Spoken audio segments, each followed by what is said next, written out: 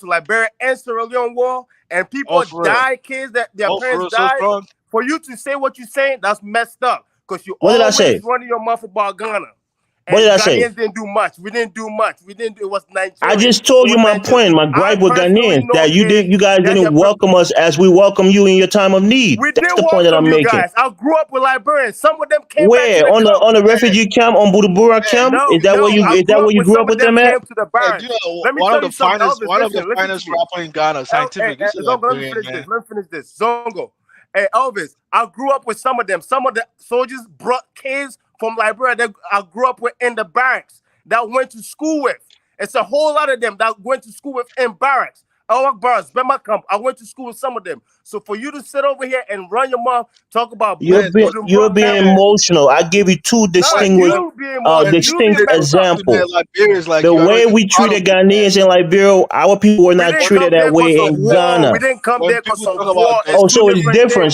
things. So if you go to another country because of war, you can't be incorporated into that country. Is that what you're saying?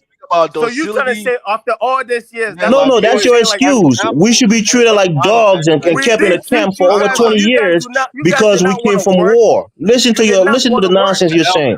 You did not want to work. You gotta allow him to talk though. Oh, Stop. they didn't want to work. Okay, there you No, they go. don't. They There just you want to stay in go. the That's your camp. They want mindset. to stay That's in the why we camp don't and like get you money guys from the because you're UN. xenophobic and you have a superiority How? complex. How? That's why we don't How? like you because of the You nonsense guys you're don't want spewing to right work. You now. want to stay in the camp and take you money from Look the at you, UN. idiot. You know how That's what you guys difficult it want was to to do. get out of the camp? Liberian It was man, quite. It shut up. was made quite Now. difficult for people to leave the camp. Enslaved black people rule your ass, man. Look at the soccer player Alfonso Davies, right? The Liberian soccer player who is a great soccer player. His mother couldn't leave the camp. He was born in that camp and they stayed in that camp until they left and So immigrated you think they to chained Canada. them to be in the camp? Does that make sense? They chained them to stay in the camp. Is that what you're No, telling because me? they made it difficult for them to leave. They They needed put a papers. fence They in the needed gate of the documents camp. to go into the wider society. And your government made it very difficult for people to leave the camp and That's a incorporate lie. themselves into the That's a Ghanaian lie. government. There you go, That's man. very much true. That is a lie. I Man, have you are That's a lying. Liberian lie. family They members who give told me that. We have people on our platforms who come and tell us the struggle that they went through on the Budabura camp. I have friends who went through that camp and immigrated to the United States. So don't say things you don't know about, and bro. I don't hate immigrated to the. Ghanaians That simply is because a they're lie. Ghanaians. I'm telling you our Liberians did people not want to. experience. They did not want to be part of the society. They just wanted to stay in How the would you say Bujumbura that? camp. You It's the Liberians truth. can go It's to the Ghana and be truth. part of the Why do you think Ghanaian they're taking the society. land They from can go to them? Sierra Leone and be part of that society. You think they don't want to be a part of the Ghanaian society? They Why did would you not say want to that? be part. They just want to get Elvis, money from the UN. Elvis, time out, I time mean, out, you time guys out, are just for the yes, time man. out. I Come on, think a man. lot of see this world is about information, the spread of information, right? Because I think Ghanaians haven't been able to give a better narrative about their country, right? If you go to Ghana, like most Zongo communities, they are mostly not within the territories of Ghana. Actually, most of the people that come from that region. So who are you to say like Ghanaians are not receptive of other like tribes from Exactly. West African region? Just Google Zongo community. Every county or district in Ghana has a Zongo community, and most of them come from territories. Their tribes could be traced Togo, Benin, Nigeria, They Niger, got Burkina Faso. Igbo places. Ghana literally No, kicked out Nigerians from their Igbo are not country. part They of it, kicked man. Nigerians out, and Igbos are Nigerians not part of it, man. returned that same favor to them. Igbos What are the hell not is part this of guy it, talking about, man. man? Igbos are Elvis, not just part of stop, it. man. Ghanaians kicked out Nigerians. You know this, Kadola. You know this. You know the history. And then Man, they did the man, Ghana must go back. man, man, As a man. return to them in Nigeria. We know the history, bro. The problem is Are you gonna? wait, so strong. Wait. The Let the problem. Nigerians answer because they know what Wait, happened to their people in Ghana. They got kicked out of Ghana. let me say. Well, the Nigerians should have never been selling fake But Gary from China. no, but Afridamus, it's not like they weren't just deporting just Nigerians. They were deporting like aliens. So I mean, if you come from a region not within the territorial boundaries of Ghana, you're considered alien. You know, Togo. It's not just only Nigerians. So I Nigerians. see why Ghana and South Africa gets along. But go ahead. Damn right. Yeah, you get what I'm saying? Like, but that was So I immediate. say Wait, yes, let me finish. But that was immediately after Nkrumah was overthrown, right? That was Buzia, the era of Buzia. I mean, he was an Oxford educated psychologist. He was the one who wanted to, put his people in positions of power. He didn't want like foreigners to have control or have grip into the economy. He understood that from the outside looking in. So that's what he did. It's not encouraged, but not all Ghanaian leaders preach that. Years later, like 10 years later, then the Ghana must go incident actually occurred. So, like in terms of history, it's not even connected. It wasn't the response.